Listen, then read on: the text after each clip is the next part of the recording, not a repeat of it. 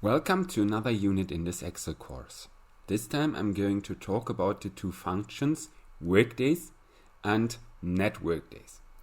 Well, what do I need these functions for? Well, imagine I have two different dates. So let's take, for example, Christmas this year. And I take a day a bit earlier. Let's say then, let's make it 10th of December. Now I want to know how many days lie between those two dates.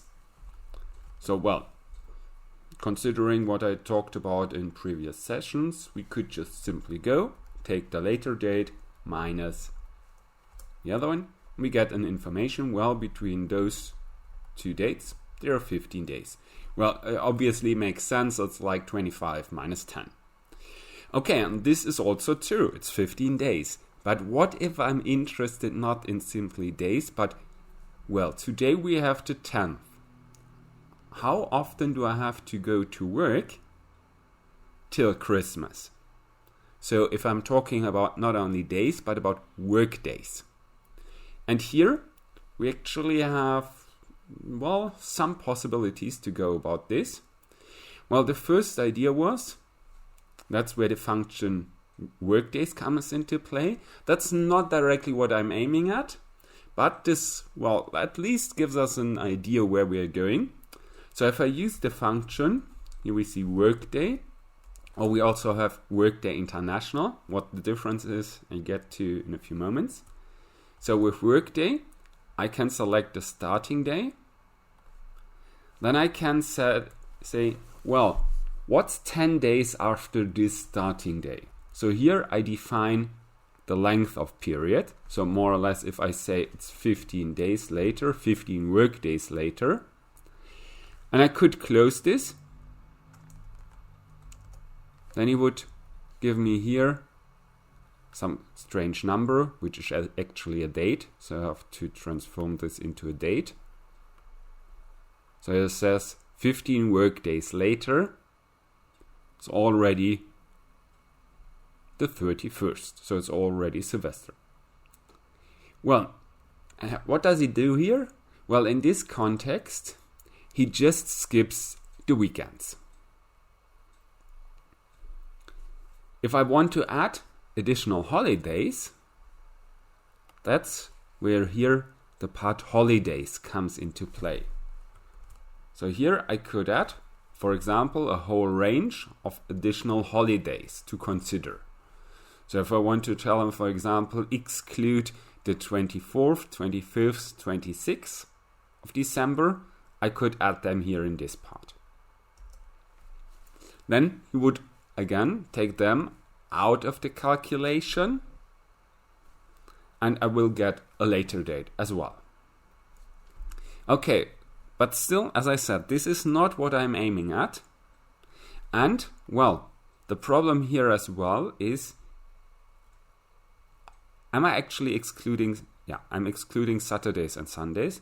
But what if I'm living in a different cultural region where my weekend, so to speak, is not Saturday and Sunday, but for example, Friday and Saturday?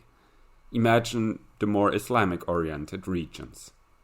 And Friday is off. So when I want to change this, I can switch from Workday to Workday INTL, International.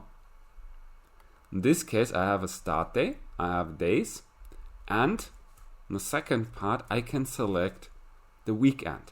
As I said, my standard weekend is Saturday and Monday, but I could change this to any other days as well. So for example, here, as I said, in the Islamic world, more or less Friday, Saturday, so I could go with a 7 here. So doesn't matter if I'm in Dubai or if I'm in Berlin, this would actually result in the same, well, end date as before. That's the only difference between WORKDAYS and WORKDAYS International. In the WORKDAYS, I directly assume my weekend is Saturdays, Sundays. With WORKDAYS International, I can actually define my weekend. Not fully, but, well, at least in some way. So as we saw here, In this case, I either have 2 consecutive days or I have only 1 day. What's not possible is, say, for example, for me, it's always Monday and Thursday.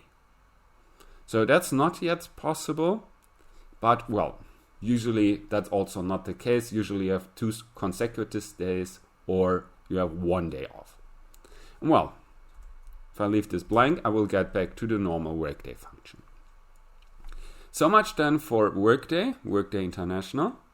But back to our original question, how many workdays are actually in between them? Well, I could now try this. I could just enter here, okay, it's not 15 days, how about 10 days? 10 days, I'm 1 day in front of this, 11 days. Yeah, okay, it's 11 days. That's a lot of tedious work. So that's where a different function comes into play. That's the function NETWORKDAYS. Again, you see the difference. I have NETWORKDAYS and NETWORKDAYS International. The International, again, allows me to define my own weekend. With NETWORKDAYS, I define a starting date, I define an end date, and, well, if I'm interested, I could add additional holidays. Here I'm leaving this blank for the moment. So here would get 12 days.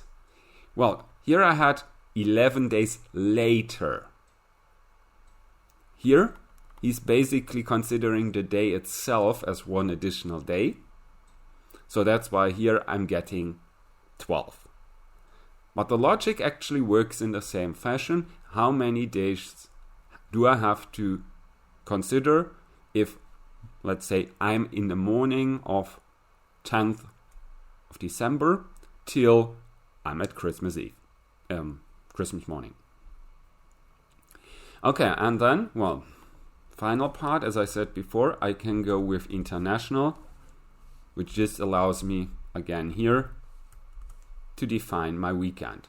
So I could go, for example, with the 7 again for Dubai, enter a 7.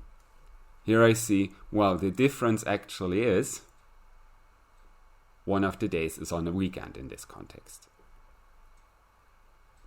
That's also, well, here I still have International, but I used the default, which is 1.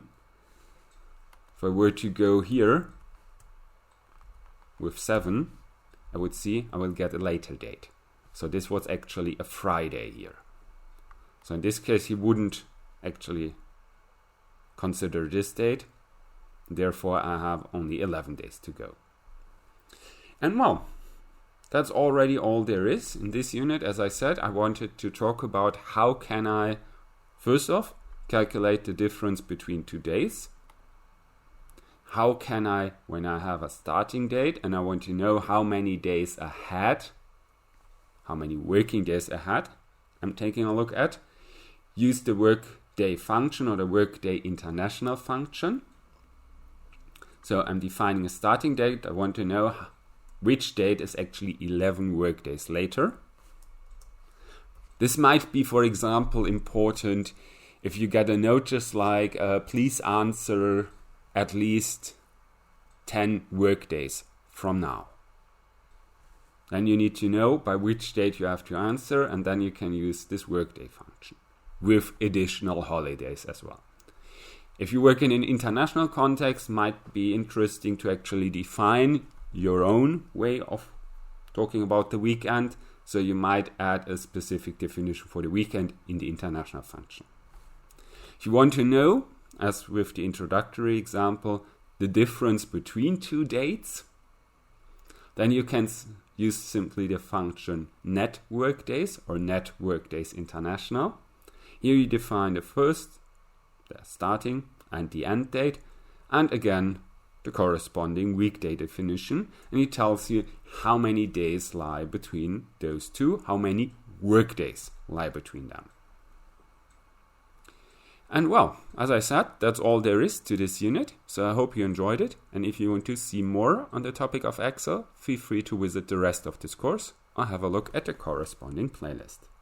Goodbye, and see you next time.